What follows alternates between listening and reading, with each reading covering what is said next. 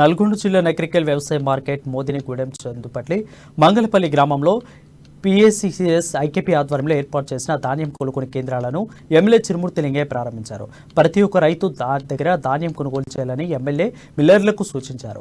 రైతులు పండించిన నాణ్యమైన ధాన్యాన్ని ధరలకు ఆశ్రయించి నష్టపోకుండా ప్రభుత్వం ఏర్పాటు చేసిన ధాన్యం కొనుగోలు కేంద్రానికి నేరుగా తీసుకొచ్చి మద్దతు ధర పొందాలన్నారు. ధాన్యంలో తేమ శాతం 17కు మించకుండా రైతులు జాగ్రత్తలు తీసుకోవాలన్నారు. రైతులకు అన్ని సంక్షేమ పథకాలను అందిస్తూ రైతుల మన్ననలను పొందుతున్న ఏకైక ముఖ్యమంత్రి కేసీఆర్ అని ఎమ్మెల్యే లింగయ్య కొనియాడారు.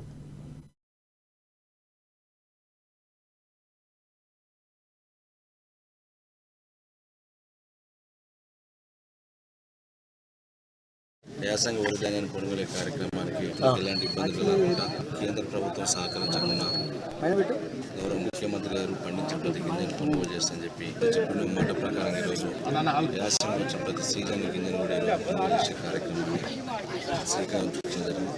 గత రబీ సీజన్లో వచ్చిన ధాన్యాన్ని కూడా గత సంవత్సరం యాసంగి వచ్చిన ధాన్యాన్ని కూడా గత 2 సంవత్సరాల నుండి కూడా కేంద్ర ప్రభుత్వం మనకు ఏమాత్రం కూడా సహకరించకుండా పండించిన గింజను కొనుగోలు చేయకుండా FCI సంస్థ మనం తీసిన రైస్ని ఏమాత్రం కూడా ఎగుమతి చేయకుండా ఉండి వెహికల్తోటి కేంద్ర ప్రభుత్వం తెలంగాణ ప్రభుత్వం మీద ఒక కక్ష సాధింపు తెలంగాణ రైతాంగం మీద కక్ష సాధింపు అవలంబిస్తున్న తీరు మనం అందరం కూడా చూస్తున్నాం. యాసంగి వరి ధాన్యాన్ని కొనుగోలు కార్యక్రమానికి ఎలాంటి ఇబ్బందులు లేకుండా కేంద్ర ప్రభుత్వం